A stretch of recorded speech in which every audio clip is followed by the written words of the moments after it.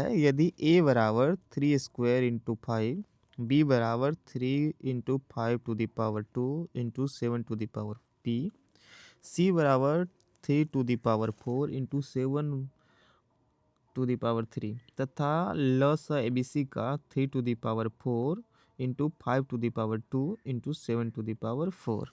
If a equal to 3 to the power 5 into 5, b equal to 3 into 5 to the power 2 into 7 to the power p, c equal to 3 to the power 4 into 7 to the power 3, and LCM ABC is 3 to the power 4 into 5 to the power 7 into 7 to the power 4. यहाँ पर हमें a बराबर दिया हुआ है 3 square into 5, b बराबर हमें दिया हुआ है 3 इंटू 5 स्क्वायर टू, सी बराबर हमें दिया हुआ है 3 to the power 4 into 7 to the power 3, और हमें एलसीएम भी दिया हुआ है. एलसीएम हमें कितना दिया हुआ है? एबीसी का एलसीएम हमें दिया हुआ है. एलसीएम यहाँ पर दिया हुआ है 3 to the power 4,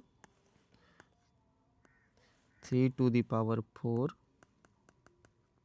into 5 to the power 2 into 7 to the power 4. तो यहाँ से देखो p का मान हमें ज्ञात करना है, ये p हमें मान ज्ञात करना है. तो एलसीएम का नियम क्या कहता है कि अगर हम एबीसी का एलसीएम निकालेंगे तो यहाँ पर हमें मैक्सिमम घात लेना होता है. तो इन तीनों मैक्सिमम घात कितना है? 3 टू दी पावर 4, तो 3 टू दी पावर 4 हो जाएगा. और 5 का मैक्सिमम घात तीनों में कितना है? तो 2 है, हमें 2 लेना होगा. और 7 का मैक्सिमम घात इसमें कितना है? यही तो p हमें निकालना है कि p का मान कितना है, जबकि एलसीएम हमें दिया हुआ है कि 7 टू दी पावर 4 है. इसका अर्थ है कि 7 का मैक्सिमम घात 4 होगा. इसका अर्थ यहाँ पे p की जगह कितना है? 4. तो हमें 7 टू दी पावर 4 लिया, तो इसका अर्थ हुआ कि p का मान टू दी पावर 4 है.